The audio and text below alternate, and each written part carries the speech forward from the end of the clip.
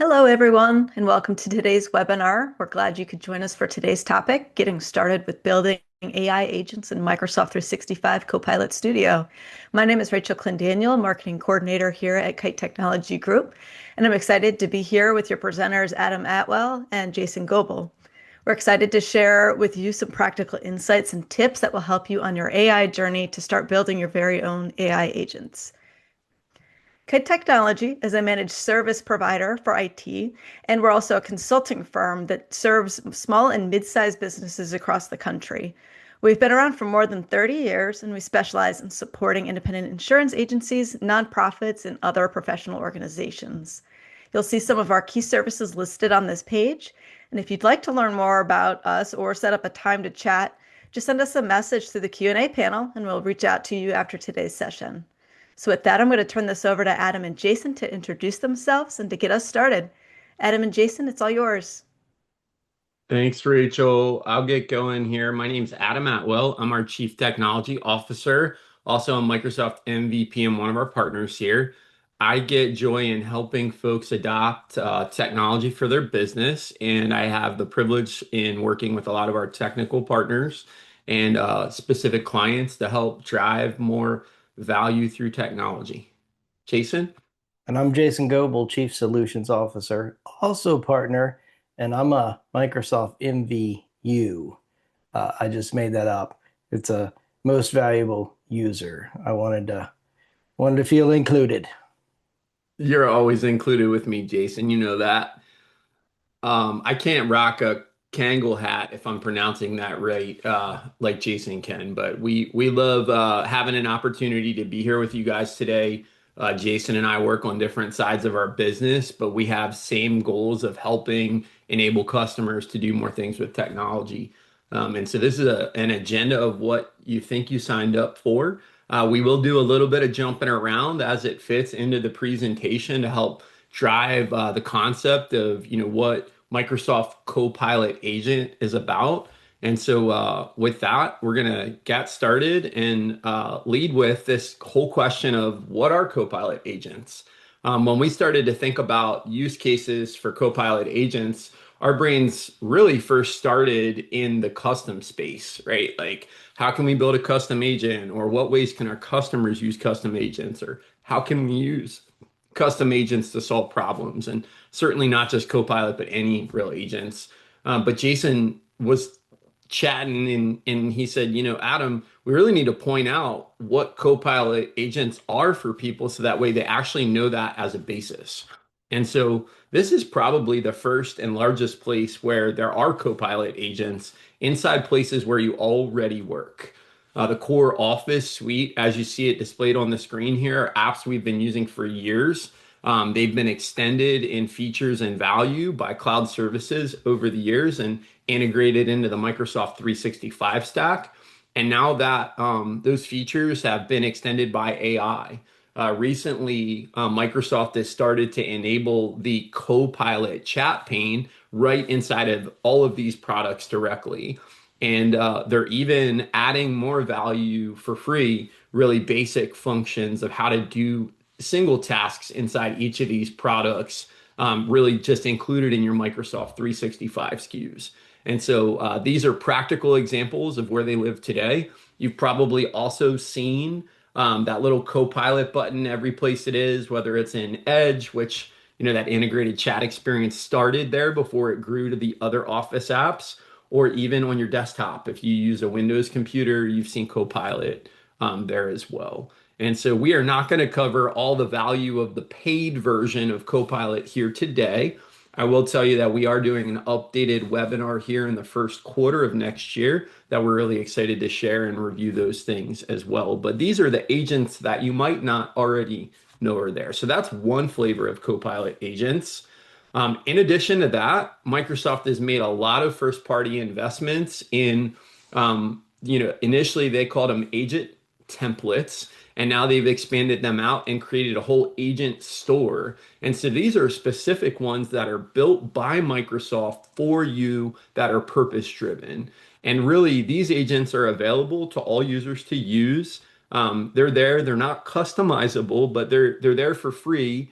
to get started with. And there is actually an aspect of some ways to use these as templates. And Jason will go into some of that a little bit later, but customization is definitely limited. If you've used any of the Microsoft agents before, you've probably seen things like, hey, why is Copilot only showing me GPT-4? Or, hey, why doesn't it give me a smarter math response? And so some of these different agents really are centered around different models, specifically that do things like analyze data or write things better. And so this is a first party free from Microsoft. There's 14 agents in the store today, and they keep building and growing more investments there.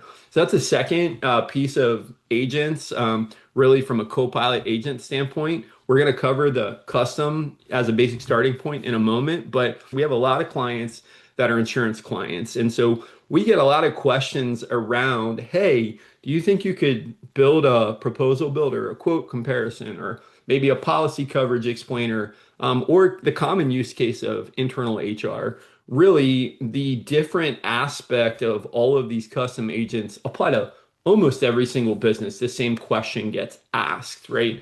And this is really where the basis for getting started comes in today. It's not specific to insurance per se, but it is specific to things that aren't covered inside of these core applications. And so every business is going to have needs where they'll say, could I accomplish more with an agent or get there faster?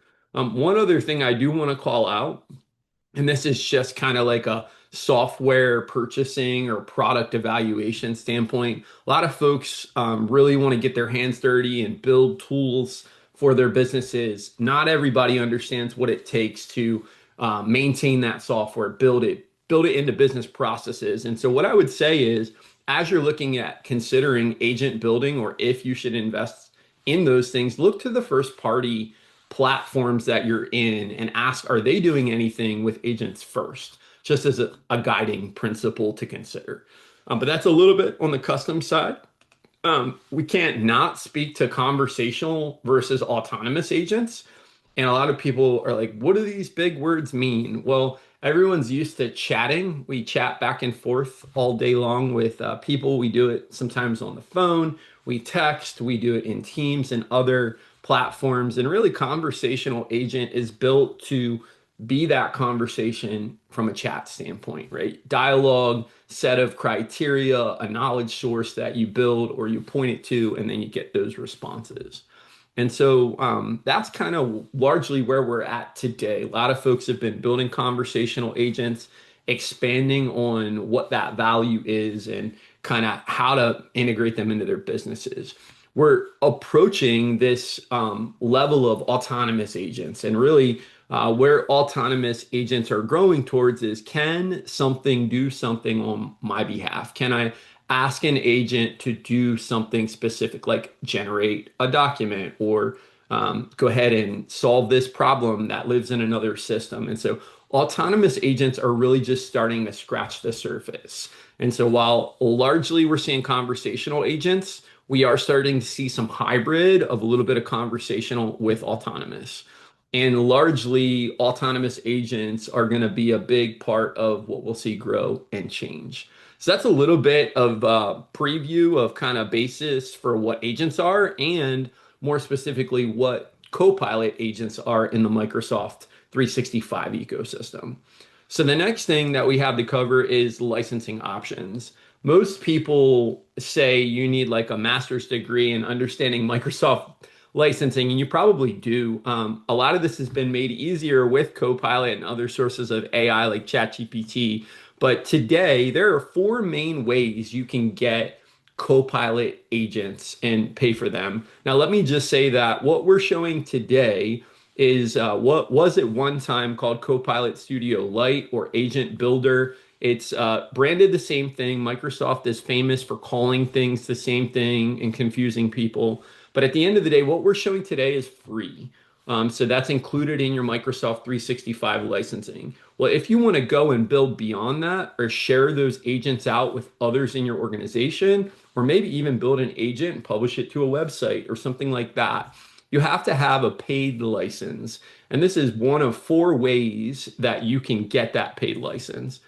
So Ignite, Microsoft's large conference they do annually, was just about a week and a half ago now. And they announced for SMB that they're going to take the same $30 SKU people have been buying called Microsoft 365 Copilot, take it down to $21 for small business. The only difference between that first SKU of $30 versus the second one at 21 is that the $21 one is built for SMBs. So you're limited to only purchasing 300 seats. If you have more than 300 users, you're considered an enterprise. But other than that, the features are 100% the same. So that's one way you can get custom agents. And when you do that, you're really building it for the end user itself. You're not building it to share with others. Those two bottom options are Copilot Studio, and there's one that's called PayG, that's pay as you go billing, and the other is Copilot Studio Packs. And so if you want to build an agent at some point later, you want to consider these things if you don't want to license Copilot for all of the users in your organization. Again, we're answering these questions today and showing you these licensing options because really licensing is confusing for people. But what we're demoing today comes for free. And so, with that being said, that's about it for the licensing, and we're ready for the demo. So, I'm going to tee Jason up. And Jason, you ready to take it away, man? Ready as I'll ever be. Awesome. We'll see how it goes. So today, I kind of wanted to walk you through a bit of the options. I wanted to show you some side-by-side comparison of what that free versus what that paid might get you on the front end as somebody who's just starting to play with this product and learn and grow and experiment, and show you some other things along the way too. But if you've seen any of my webinars, any of my demonstrations, you know I'm a huge fan of frameworks, which is ironic because anybody who knows me knows I'm the last one to follow the rules. But frameworks and guidelines do a really good job of breaking that analysis paralysis, if you will. You know, what do you do with a tool that can accomplish anything? Where do you start? So one of the frameworks I wanted to introduce you to today, we call ClearQ. Don't feel the need to write this down or take copious notes or anything like that. We put together a companion guide for this webinar, so we'll show you a QR code and we'll pass it around with the recording, so you'll get all the things that I'm talking through today. A framework infographic, a template that you can use to build your own stuff, and then our sample prompt that we're building for today's demo. So ClearQ starts with context, limits, examples, answer format, review, and query. Starting with that context, you're really introducing it to who you are, who your target audience is, what you're trying to accomplish. When you define the limits, you're telling it, what you don't want to see. Don't do this. Don't do that. Examples, kind of plain and simple. Show it what good looks like. Show it what bad looks like. When you get to answer format, you're really designing what you want the content to look like. Generative AI is really good at generating all kinds of things. And if you don't tell it what you're looking for, you will get all kinds of things in your responses every time you do it. Review is that stage where we put that human in the loop. We want to look at it, but we also want the AI to look at it as well. It's funny, AI is surprisingly good at fact-checking itself in that second round. And then finally, that query is where you're really defining what a good outlook looks like and a good input looks like. And this is important because so far when you've been chatting with your agents, it's you in the world, just talking shop. But when we start to build these conversational agents, we're getting to a point where we can share them with the team. So, you might be a prompt master, but you're about to give it to somebody who's maybe needs some training wheels. And that's where that query piece comes out, because you can say, this is what a good input looks like. And if you don't see a good input, you got to guide somebody along the way. So let me grab a screen share real quick, and I'll walk you through it. So I took ClearQ as a concept. I built a template around which will give you, and then I use that template to build this thing. So once I built it, I asked Copilot over here if it was a good prompt. So it gave me a summary, why it matters. It gave me some strengths. It gave me some opportunities to fix it, which is kind of cool. But ultimately, Copilot's verdict is this is a strong, well-structured prompt for generating stuff. Good stuff. All right, thank you, Copilot. Well, let me show you what we've got. So we built this context around, we want to be able to create LinkedIn posts, some Facebook content, just to get the word out there, just to get it fresh. The challenge I always find when I'm trying to post things is I don't know where to start. I don't know what the ideas are. I might know something, like maybe we want to talk about cybersecurity or something like that. So I started by building this context. Here's the situation. Here's the stuff about me. I'm the client, the industry I'm working in. The inputs that I have. I might have some blog drafts. I might have some half-baked thoughts. I might have a campaign we're trying to promote, like maybe some discounted Copilot licenses, just saying. And then, the outcomes that I'm expecting. So then I gave it some limits.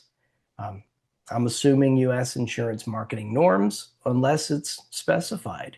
And I built this through the lens of independent insurance agents, because I do have that property and casualty license, and I've been in the insurance space for about 20 years. So it's kind of part and parcel to who I am at this point. It's in my DNA. So one of the things as an insurance agents, we don't want to just blindly quote premiums and stuff like that. We need a license for that. So we don't want it doing it. And I gave it some other things. I'm telling it not to use M dashes. Copilot loves M dashes. They all love M dashes. I'm not a fan, so no M dashes. So I gave it some examples. This is what good looks like. This is what bad looks like. I'm trying to educate here. I'm not trying to sell some stuff. I'm not trying to, promise the moon or anything like that. That's what I like out of my content. So answer format. This is what I want to produce. For Facebook, a little bit shorter. LinkedIn, a little bit longer. I want to give several examples when they come out, and I want them kind of scored and ranked. Of all the things, like which one's the best. I want Copilot to tell me that. I still reserve the right to disagree, but if there's a clear winner in terms of it uses the right buzzwords or something like that, I want to know that. And I like to put Copilot through its fact checking. Before you give it to me, make sure you followed the rules. Check for logic. Make sure you didn't do anything you're not supposed to do. Sometimes these AI agents do like to play in the sandbox. Now, query is where I got really kind of complex on this. In terms of what I'm trying to accomplish, a good query, which is what I'm going to ask it for when it's all said and done. I'm going to have to tell it, Facebook, LinkedIn, both. I'm going to have to give it a topic, who I'm trying to speak to, any kind of geography. What am I trying to accomplish? Leads, cross-selling, just general information.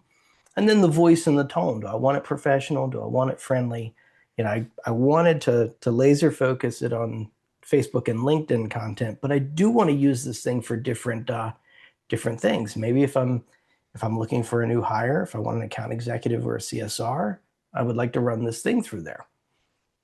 So I know that I'm probably going to ask the right questions every time and give it the right content every time, but maybe not. And certainly when I share this with the internal team, they might not either because they weren't here when I wrote it. So I wanted to put some guardrails on it. So I showed it what looks like. Well, this, if I were an expert at this is how I would write a prompt for this Copilot agent to respond. But let's say I don't. I want you to ask, and I want you to ask one at a time. That's an important little Easter egg there, because if you don't specify one at a time, it will assume efficiency, wham, and give you all of them. I mean, it works, but I have a tiny brain, and it overwhelms me. So I'm a one question at a time guy to keep me on the rails. And so then I gave it some rules for when those intakes. When you're querying, again, one at a time. Sometimes you have to reiterate these things. And then ultimately, once you have what you need, once the query is complete, go back to that answer format and the review and get it done. So now we've built, using ClearQ, we've built a complete prompt in which we're going to build that Copilot agent. I did a little time savings here that I went ahead and copied and pasted it, but let me walk you through it. So on the left side of my screen, I have the free version, and on the right side of my screen, I have the paid version. I'm going to walk you through both as we build this thing, because I want you to see where the money goes, what you're actually getting for. So to start these things off, you're going to go to your slides, your slide out, and you got two options here. If they're hidden, you got to unhide them. But you've got all agents and create agent. This is where you go to create the thing. But let me stop at all agents for a second, because this is where Microsoft keeps all the cool stuff that they're building on the back end. So, if you don't know where to start, this is a really good spot. They've created some of these prompts and personas. Prompt Coach is great when you're starting off with these things and you're trying to figure out, did I do a good job writing this prompt? This is awesome. Writing Coach, Idea Coach, they did some good stuff here. This is where you find those pre-built conversational agents. But ultimately, what we want to do is a custom guy. So we're going to create this custom agent. So it always starts at configure. You can go over here to describe and have a conversation, a little bit of brainstorming to build that agent. I've never been a fan of that because of, frankly, the way my brain works.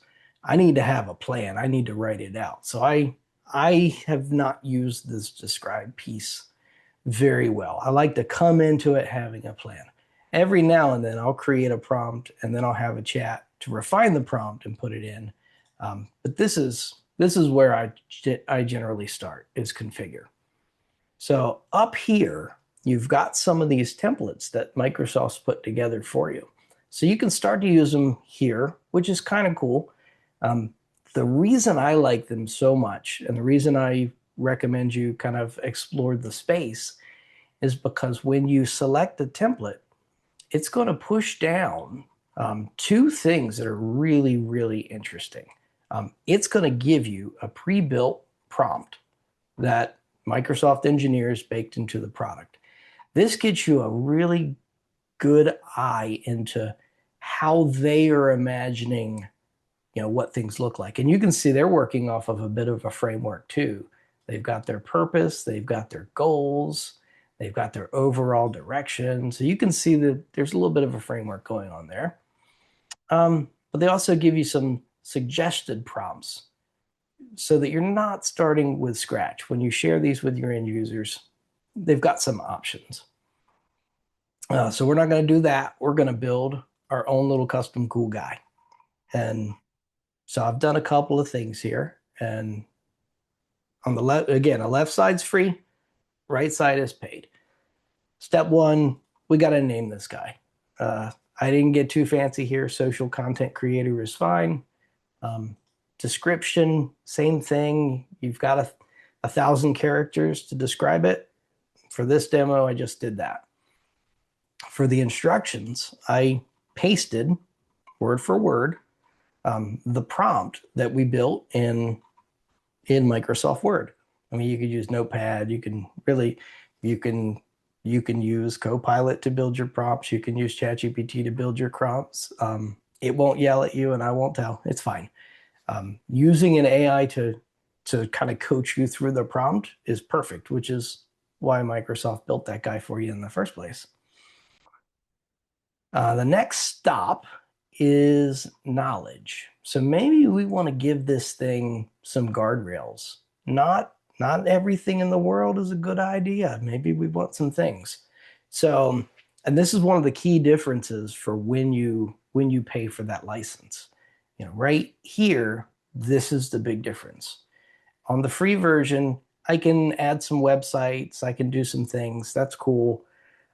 On the paid version, I can link this back to my own custom guidelines. So if I have a branding guide, if I have examples of blog posts that we've created in the past, if I've got some colors that I like to use or some fonts I like to use or anything like that, I can put them into a SharePoint site and I can dial that down to our own custom stuff. So that's huge. As you start to scale and grow these things, the ability to kind of ground them in your own data is massive. So that's what you're paying for, really, is the ability to connect these things in with the rest of your Microsoft ecosystem. And that's a huge value. So we got a couple of switches and options here. We can send it out to the world to search all the websites if we want. Or we can cut it off so that it only uses some specific sources. In this example, I found 2 websites that are written. I found a couple of them that I really liked the best practices they were teaching. I want to keep this thing within Facebook and LinkedIn community guidelines. I'm not trying to get anybody banned today. So I added those things in here. I got a couple of websites so that now my Copilot agent can kind of fact check itself against some published guidelines, which is cool. So now we move on to some capabilities. I want to give this thing maybe some things. Create documents, charts, codes, maybe. There might be a point where I create a nice blog article and maybe I don't want to send it to LinkedIn. Maybe I want to send it to a partner, somebody over to the marketing department. I want the ability to export this thing into a Word document. So I'm going to give my agent the ability to create documents, charts, and code.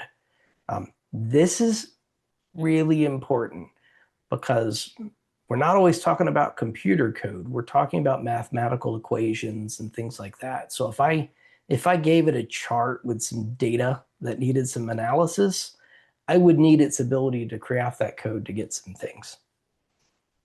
And I also, maybe I want to create some visual aids or some infographics. I will warn you that AI is not that great yet. It's getting better. It's not that great yet in creating graphical images that have a lot of text. But turning it on means we can experiment, play, and learn. So I gave it that feature as well. And you're going to have to speak words to it at some point. You're going to have to tell it what you're trying to accomplish. So I created some suggested prompts. One for LinkedIn, one for Facebook, one for both. So I made it pretty simple. You can get pretty creative in here. If you think you're going to be targeting to a specific audience or a specific role within an organization or something like that, you can create suggested prompts and get really particular about what you're trying to get out of it. So, as an example, I talk a lot about cybersecurity and cyber liability. So maybe that's a suggested prompt that I want to put in here to save me some typing terms. there's an option there as well. So, once it's done, I've already created these, so you see the word update. But if it didn't already exist, this would be a create button. And once you create it, it lives right under here in your agents side. As you do a bunch of these, you're going to see, a ton of these. These are the things I've created along the way. So let's see if this thing works. Let's see if it follows the rules. Let's find out. So let's start with a LinkedIn post. I'm just going to click this button because I know it doesn't give it all the stuff that it needs to create the thing. But let's start a LinkedIn post, see what it does. So it's going to ask me one question at a time. Good. Fact check it. Awesome. So topic of the theme we're trying to do, let's do cybersecurity. Why not? And I'm going to give it as little information along the way as possible because I'm curious to see how's it gonna respond and fill in those gaps. So, great choice. Thanks, Copilot. So our target audience, let's see, it's December, getting pretty close to tax season. If we do some marketing now, maybe we can get the attention of some accountants. Come February, that's not going to happen. So let's say my target, I can't type.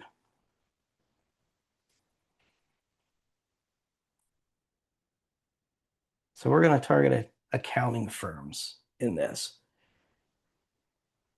So geographic location, I'm in Phoenix, Arizona. Maybe I want to take these guys out to coffee. So let's make it local for me, Phoenix, Arizona.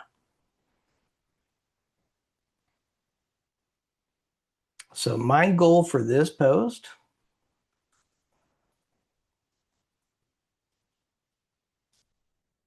let's just call it what it is. I want to take accountants out for coffee, maybe get a sale. Let's see what that looks like.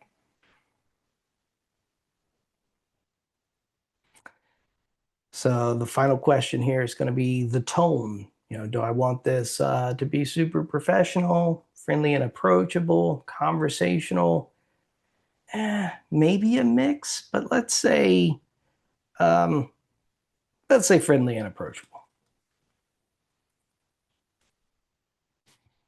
Jason, you don't seem very friendly and approachable. I'm trying. See, that's why I have this. I have an unfortunate face. Yeah, me It too. just is. They keep telling me the same thing. That's why I'm off camera right now. I try really hard. I even have a coach in Copilot that helps elaborate my words, if you will. So we've got our first post, and it's followed the query and it's followed the answer output. Because remember, we told it we want a call to action. We want 180 words. We want these things. So it gives me option one. No. There are a couple of M dashes, so you didn't quite listen, Copilot. That's fine. It happens. That's important to know about generative AI because it doesn't. I know you give it the rules, but in the back end, what it tries to do versus what you told it to do is a little bit different because it's always trying to add a level of efficiency. It's always trying to predict and answer the question that you haven't asked yet. That's where it falls off the guardrail. So not a big deal. You just say, hey, remove the M dashes. But those are the types of things you need to look out for because just because you told it what to do, it is just like your teenager. It might misinterpret, which is fine. So it gave me option 2. Gave me option 3. So pretty cool. And it's always going to follow up. Do you want to create a Facebook version? Do you want to keep it LinkedIn only? Add a short tagline. You can see it's already thrown in some hashtags. I guess those are important for the younger folks. It adds some visual ideas. So if I decided maybe I wanted an infographic around this, I could do it. Um, you know, there we go. Bam, I'm offering Phoenix accountants a chance to sit down for coffee, talk through some practical ways. So pretty cool. Let's say, let's see if we can take it off the rails just a bit because I think I'm okay on time. So let's say, I think I'd like option one to be a blog post. Let's say around 700 words.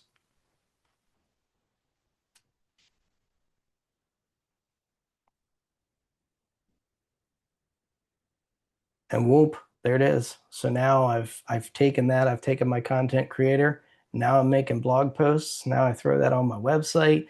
Google's happy because it adjusts my search engine rankings there. Awesome stuff.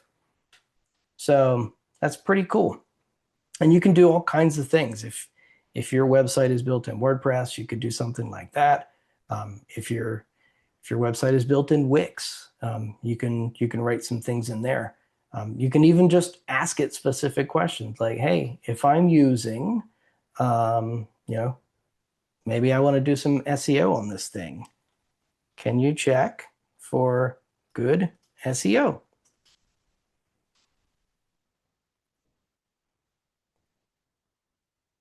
And that's the cool thing about when you create these things because it lives on. I don't have to create that prompt every single time. Anytime I want a new idea, anytime I want a new post, I just go over here and I start a new conversation. And it keeps all the old ones there too. So I can always go back to this. I can keep a library of things, and then I can always start over. So I can start to plan over the weeks and the months, what am I going to do? When am I going to do it? Maybe I don't hit this now. Maybe I want to hit accountants at, January 1st. Who knows? So you can do all kinds of cool things with these. I mean, really the sky's the limit there. Jason, can you ask it to optimize for WordPress site? We had a Joshua asked that question, Sure, but throw in one random live demo question into the demo. sure. That's right. So I don't even know if that's necessary. So let's ask it in that way. Is Yeah, there any optimization necessary for WordPress or Wix since I brought it up? why not? Plug in. Oh, look at that. Yeah, specific SEO Nice. optimizations for WordPress. Pretty cool. Love that. Um, Now it didn't actually bake it into the context, but yes, those are Better important tags. things when you're building a blog. That Definitely. matters a lot. H1, H2, H3 matters a lot to Google. You can only use H1 one time, otherwise you get some dings. Right. So yeah, pretty cool. You can actually create another thing that will. That's actually a great idea for a Copilot agent is to build it with those Google page rankings and those Google best practices in mind. Feed that data into your agent, and you know then you use two agents. Agent number one creates the content, and then agent number two creates the SEO version of it. Um, I like doing it in packages and boxes that way because the more you feed it, the less likely it is to color within the lines. So I always like to keep the boxes super clean. That way, if it's going off the rails or if it's not following instructions, I don't have to troubleshoot thousands of words in context. I can go straight to the one agent that's a little going a little haywire and fix that. Jason, I'm going to ask one more question in line with the demo here of what you're showing. So if I'm a kind of person where like I want to paste this in a code form, if you will, you know how Mm-hmm. some of those WordPress they can say throw me in an iframe or make this an HTML deal. Uh, is Copilot smart enough that we can make it do that? Um, Let's try. yes and no. Okay. Well, Let's find out because Let's find out. we did turn on that code feature. So let's Yeah. see. Can we take our blog post and turn it into an HTML block to copy, paste For WordPress, right? I into our mean, WordPress? are we getting paid by WordPress today? This Is it webinar is is sponsored by sponsored WordPress by and the letter Q. WordPress. There you go. Oh my goodness. So boom, there it is. Code speak. There we go. So Sweet. pretty cool. That's let's just look at the whole thing real quick while we're here. Yeah. Um, yeah, that's good. I like it. You got your P's, you got your lists. Pretty cool. Even created the meta stuff, which I didn't ask for, but good thing it was looking out for me. Yeah. So pretty cool. That's about all I got for the demo today. Again, we're going to give you that QR code. It's going to link you to the site. You'll be able to download the ClearQ framework, the template, and this example. I built it to be very general, so I encourage you to go in there, pick it apart, make it your own, put in your own content, your own examples of things that you might like it to do, and then play with it, and then let me know if it works for you. Let me know anything that you found that you liked or you didn't like or that you improved upon. I'm always looking for some cool new ideas. Jason, before we break share here, could I ask you to click on two things for our audience here? One is the shield in the upper right-hand corner. Mm-hmm. This is enterprise data protection. We don't have to click on it, but I can give a basic word. We had a couple of questions, one from JT and one from Carla, that asked, simply said, if we upload sensitive information, is there a privacy issue here? And so this is a very, very good level of awareness, right? If we put agency specific or business specific information, do we need to be worried, right? And so let's speak to enterprise data protection as it relates to the Microsoft system today, specifically, right? Because everybody has a different way that they handle data, right? Mm-hmm. And so with Copilot, if you look for that shield, you'll know that enterprise data protection is there. So let me explain really simple terms what that means. Microsoft won't take the information you put in there and train their models on it for anyone else. They'll keep it in a space that's private for your business. Now, that's great in that you're not putting private information out into a public space in the internet. But there is one caveat that does come with that. Microsoft assumes that you do what's called data governance or have compliance and security practices in your own Microsoft environment that keeps data in places where it should be. And so we call that data governance. And so, said differently, you are protected from the outside of your Microsoft organization through enterprise data protection, but you also need grounding in data protection controls inside of your own Microsoft space. And that comes through data governance and compliance and security. And so we're not covering that today, but it is one thing to scream loudly that you could accidentally put something in a Copilot in your business that you don't intend for others in your business to get to. Anything to add there, Jason? Yes, actually. This is a good call out because remember what we're seeing here on the screen is the free version of Copilot. So free version of Copilot, because you're already a Microsoft user, does include that enterprise data protection. ChatGPT, on the other hand, the free version does not include any kind of commercial protection.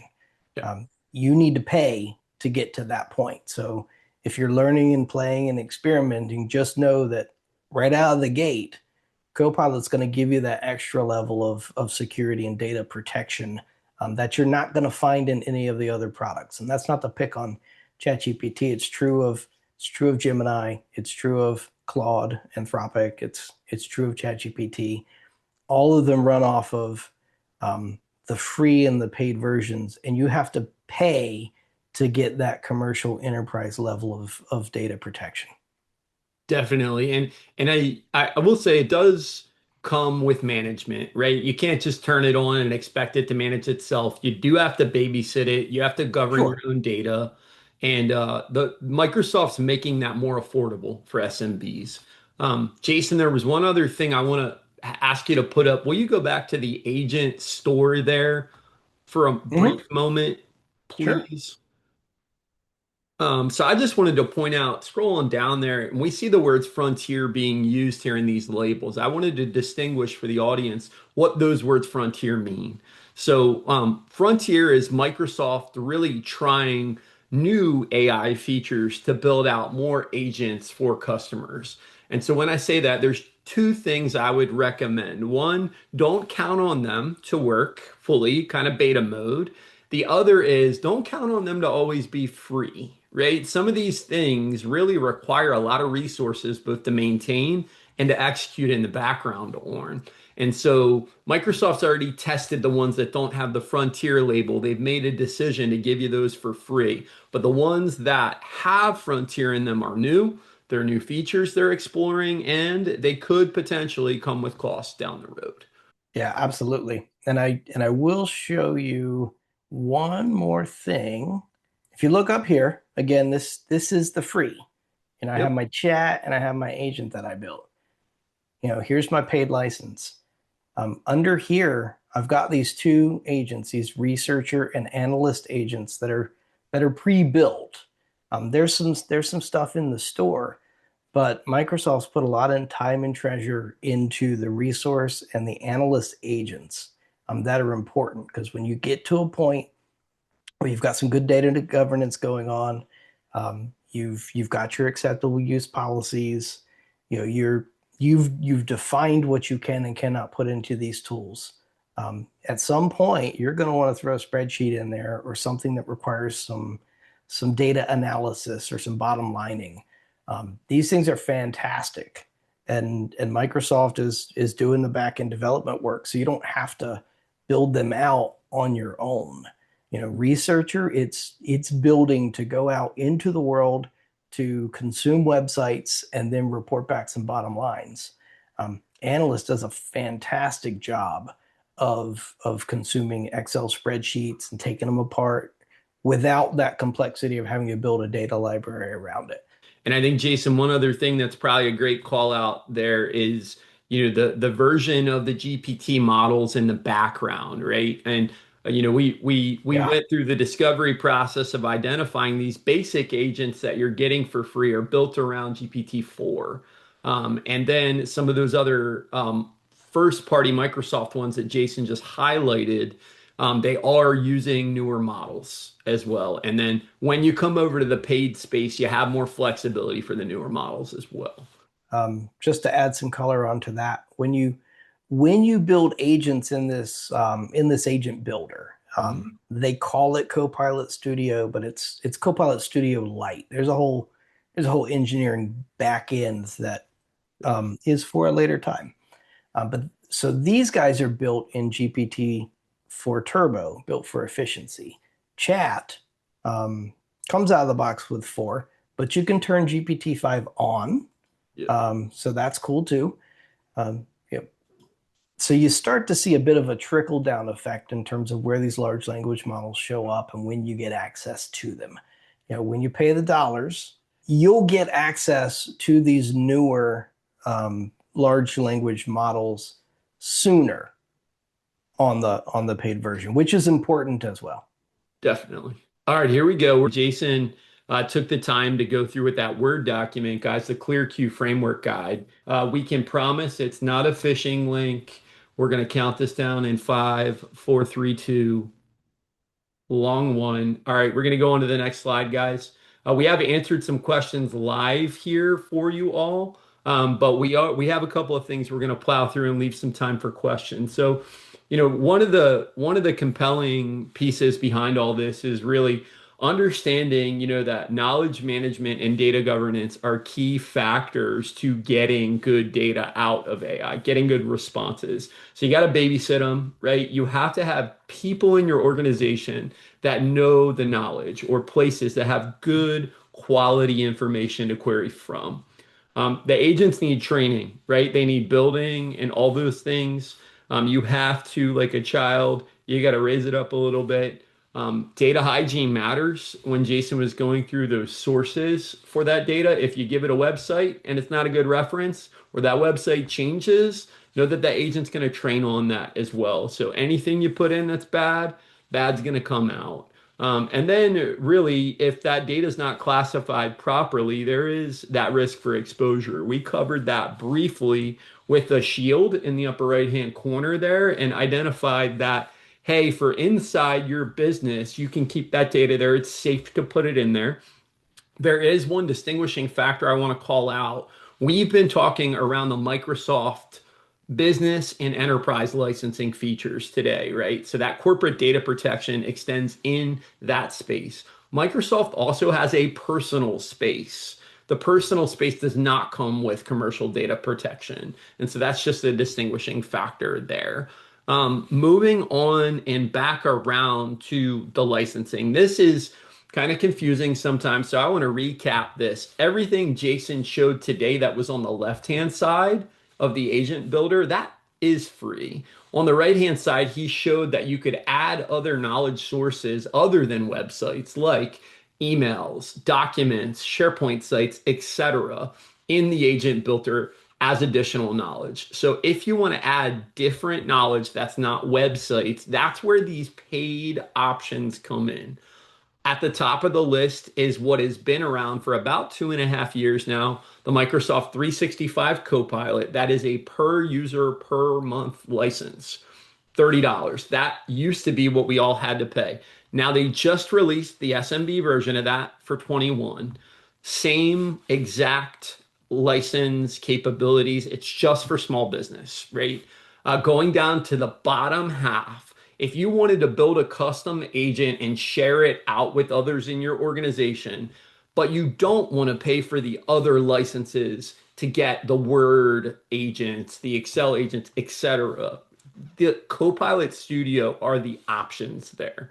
And so those Copilot Studio options are either the pay as you go, meaning for every transaction that you have in chat, you're charged for it, or you can buy credits or a pack.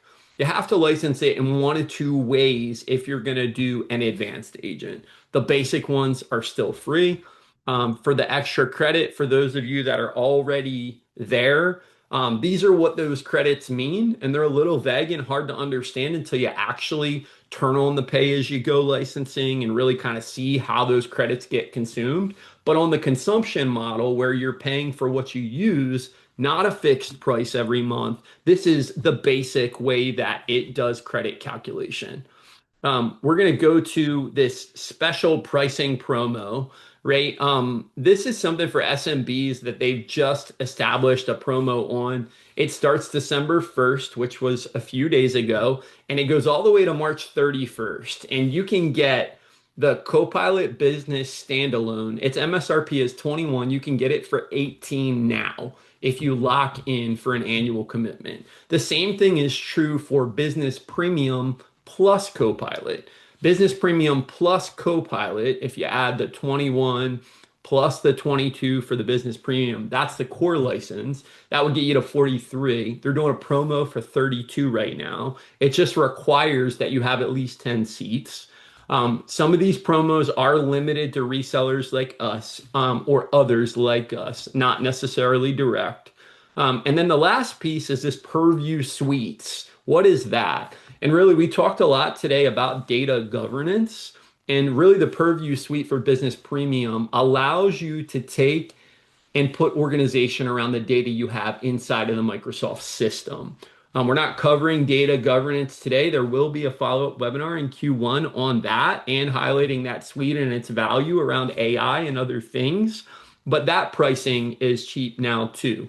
And so short version, If you're not already using Copilot, I would highly encourage you to get at least the minimum seats locked in there. You'll have that price locked in for a year and you can ramp up those pricing as you guys see fit. Recapping before we dive through the questions, right? Microsoft's investing in the Copilot agents. Keep paying attention to that. It's easy to get started, but it requires planning to really know how to integrate it into your business. You got to have a knowledge expert for AI. You got to babysit it. You got to grow it along. Look for Microsoft and your line of business app provider, whoever your main apps you use to build agents for first party use cases first before considering custom agents. If you're an SMB and interested in Copilot, go get those SKUs, call us, call your provider, get those SKUs now. And then tomorrow, data governance is something, guys, that we've needed to do for a long time. Nobody really values it because we're hoarders by nature. But for you to really get good data and AI value outside of really what you should be doing from a compliance and regulation standpoint, you have to have data governance in your future. Fast forwarding to how we can help. Copilot readiness, Copilot adoption, data governance, custom agents.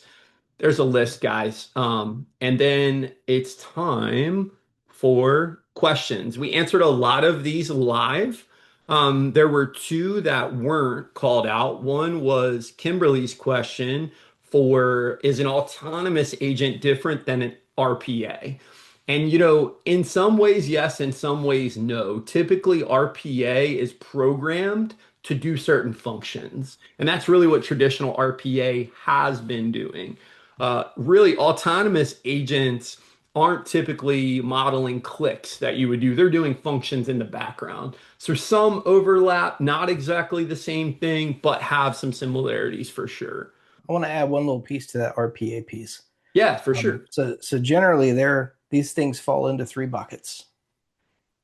You've got generation, you've got automation, and you've got integration. These Copilot agents, these chatbots, if you will, they land in that generation button, whereas the RPAs they go into the integration as well as the automation. At some point, you do have three where the instruction set being fed to the RPA is being generated by the AI. But I want you to just keep those three things in mind, because as you go into the world and you start talking to AI vendors and stuff like that, those are the three questions you need to ask. What does it generate? How does it automate? And then how does it integrate? Those are the three rules. Awesome. Debbie asked a clarifying question. She said, if you have the $30 per month license, you have the same as Studio. And so the Copilot Studio licenses, Debbie, are intended to share with multiple users, right? If you have the $30 license, you can build custom agents and only really share them with yourself. They're not intended to really share out to the masses. You can, but the sharing is very, very limited, right? Not really something you can adopt as a business practice. With that $30 a month studio license, again, it's intended to be a shared cost consumption model. That's the primary difference. JT says, with the paid version, is it possible to protect certain data by individual within our organization? And so the Copilot licenses do not get you data protection and classification by themselves. The base licensing of Business Premium, as well as that add-on SKU that I mentioned, the Purview Suite add-on, or other Microsoft E5 add-ons or SKUs, they all include rules for doing data classification and data organization. Some of it is manual. That's what you get in your base licensing. And then you get some automatic data classification rules in the more premium versions. And so really what that means is you set up rules for how to organize your data and who has access to them. And you give it some intelligence around what that data is or its level of sensitivity, and it keeps it in those rules for you. So even if you make a human error, you say, hey, this has a policy document or something specific, HIPAA, license, driver's license, whatever PHI or personal information it is, you can put rules on it that says don't share it, don't let it go outside the organization, and those things. And so, just to recap that in a bottom line, Copilot licensing does not give you data governance. That is a separate set of features and licensing and a separate initiative you have to do on its own. John asked if I want to build an agent for others in my organization to use, do I need to license all the users with the Copilot credits? I think the answer is one or the other. You either buy the credits or you buy the license. But that kind of leads into a segue of how to think about these things as you're scaling and growing. What we've showed today is what I would call the front end, the end user perspective. I can chat with me and I can build some agents so that I don't have to throw my prompts in at the same time. And I can share them with you or a couple of folks on the team so that we can all kind of experiment and play together. If I were to release this to our entire department or something like that, I'd want to take a top-down approach of getting into Studio, getting into that Copilot readiness, doing the adoption, putting the guardrails, and then sharing it out. So it's important to know on which side of the fence you're working. We're over here on the end user stuff, learning and growing. But when it comes time to do a monumental shift in the business, we want to start deploying this thing in mass. That's when we got to check those boxes before we get there. That way, when we do release Copilot, it's got all of the guardrails pre-built so that all the folks who haven't been building these things along the way are well protected and cared for when they start interacting with our AI agents. Definitely. And it also, in building and planning those things out well as a business, it allows you to take the business practices, policies, and workflows you have and honor them through controlled business practices rather than a bunch of people having 16 different agents that they build their own knowledge source on. You can share that source of truth, right, with the Yep. business in whatever AI model you're building that makes sense for your team. So that's great. Great call out. It's been a pleasure to be with you guys today. Well, thank you, Adam, and thank you, Jason, for the helpful presentation today. And thank you, all of you, for joining us today. We hope you're leaving with new ways to put Copilot to work for you. If you'd like to learn more about Kitetek's IT and consulting services, please feel free to reach out through any of the contact options shown on this page. We'd be happy to connect with you to learn more about your organization and explore ways we can help you achieve your business goals. So thank you again for spending your time with us today. We look forward to seeing you at a future webinar. Take care. Thanks, everyone. Thanks, Bye. guys.